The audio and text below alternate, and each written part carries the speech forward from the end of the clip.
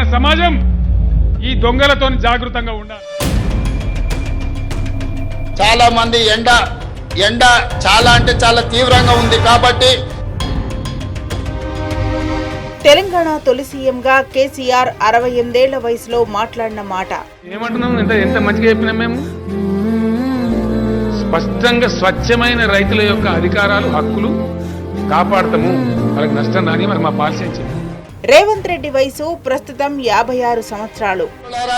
చాలా విషయాలు మాట్లాడాల్సినవి ఉన్నాయి, కానీ ఎండ తీవ్రత ఎక్కువగా ఉంది. చాలా మంది ఎండ చాలా అంటే చాలా తీవ్రంగా ఉంది కాబట్టి సమర్థం కరెంట్ చేయరాదు, మంచినీళ్ళు చేయరాదు, ఎప్పుడు లేనంత హైయెస్ట్ లెవెల్కు నిరుద్యోగం పెరుగుతుంది. తెలంగాణ గాలిలో ప్రాణం ఉంది.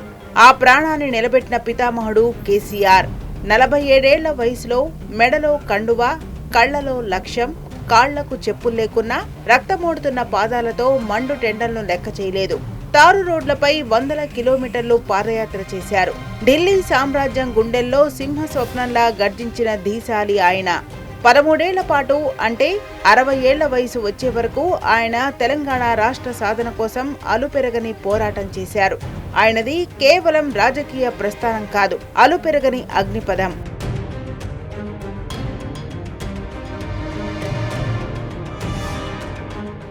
కానీ నేడు తెలంగాణ గడ్డపై జరుగుతున్న వికృత నాటకం చూస్తుంటే సిగ్గేస్తోంది. తెలంగాణ ఆవిర్భావ దినోత్సవం అనేది ఒక పవిత్రమైన ఉత్సవం. అటువంటి రోజున రాష్ట్ర ప్రజలకు దిశా నిర్దేశం చేయాల్సిన ముఖ్యమంత్రికి ఉదయం 10 గంటలకే ఎండ తట్టుకోలేక కళ్లు తిరుగుతున్నాయా? వేదికపై నిలబడలేక ఎండా అంటూ మీరు పడుతున్న ఆరాటం చూస్తుంటే అసలు మీరు పాలకులుగా ఉండడానికి అర్హులేనా రేవంత్ అని జనం ప్రశ్నిస్తున్నారు. చాలా మంది ఎండ చాలా అంటే చాలా తీవ్రంగా ఉంది కాబట్టి నాడు కేసీఆర్ ఎండను ఆయుధంగా మలుచుకొని రాష్ట్రాన్ని తెస్తే మీరు ఎండను సాకుగా చూపి వేదికల నుంచి పారిపోతున్నారా? తెలంగాణ తొలి సీఎం కేసీఆర్ 60 ఏళ్ల వయసులోనూ యువకుడిగా ఎండను లెక్క చేయకుండా తెలంగాణ గొప్పతనం గురించి ఎండను ఎదిరించి అనర్గళంగా ప్రసంగాలు చేశారు. తెలంగాణ ప్రజలను కంటికి రెప్పలుగా కాపాడుకోవడం నా విధి. అదే సమయంలో దేశ ప్రయోజనాల కోసం విద్వేష రాజకీయాలకు వ్యతిరేకంగా పోరాటం చేయడం కూడా మనందరి బాధ్యత అని నేను గుర్తు చేస్తూ ఉన్నాను. తెలంగాణ ఆవిర్భావ దినోత్సవం అంటే ఎండ కొడుతుందని పారిపోతున్న రేవంత్ రెడ్డికి తెలంగాణ పోరాట విలువ ఏం తెలుసు? తెలంగాణ ఆత్మగౌరవం కోసం పోరాడిన కేసీఆర్ త్యాగాలను మర్చిపోయి ఎండను సాకుగా చూపడం పాలకులకు తగునా? ఎండ సాకుతో అధికారిక బాధ్యతల నుండి తప్పుకోవడం ప్రజల సమస్యల పట్ల రేవంత్ రెడ్డికి ఉన్న నిర్లక్ష్యానికి నిదర్శనం కాదా? 1200 మంది అమరవీరుల బలిదానాలకు ఇదేనా మీరిచ్చే గౌరవం? ఢిల్లీలో మీ అధిష్టానం కరుణ కోసం గంటల తరబడి ఎండలో వేచి చూసినప్పుడు మీకు ఈ ఎండ వేడి గుర్తు రాలేదా? ఆనాడు లేని ఎండ తెలంగాణ ప్రజల ముందుకొచ్చేసరికి గుర్తొచ్చిందా? కానీ ఎండ తీవ్రత ఎక్కువగా ఉంది. చాలా మంది ఎండ చాలా అంటే చాలా తీవ్రంగా ఉంది కాబట్టి మిగతా విషయాలు మనం రాతపూర్వకంగా ఇచ్చిన బుక్లెట్లో ఉంటాయి. చివరగా ఈ ఉపన్యాసాన్ని ఎండ తీవ్రతను దృష్టిలో పెట్టుకొని దాని కొంత సంక్షిప్తంగా ఇందులో పూర్తి చేస్తాం.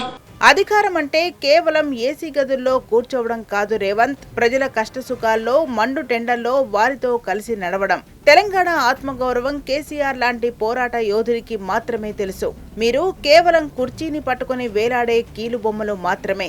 ఎండకు భయపడే మీరు రేపు తెలంగాణ ఎదుర్కొనే క్లిష్ట పరిస్థితుల్లో ప్రజలకు అండగా ఎలా ఉంటారు?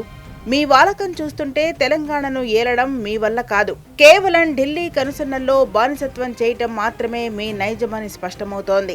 ఇప్పటికైనా కళ్ళు తెరవండి. తెలంగాణ ప్రజల త్యాగాలను అవమానించే ఇలాంటి పనులు మానుకోండి. యావత్తు తెలంగాణ సమాజం ఈ దొంగలతో జాగృతంగా ఉండాలి.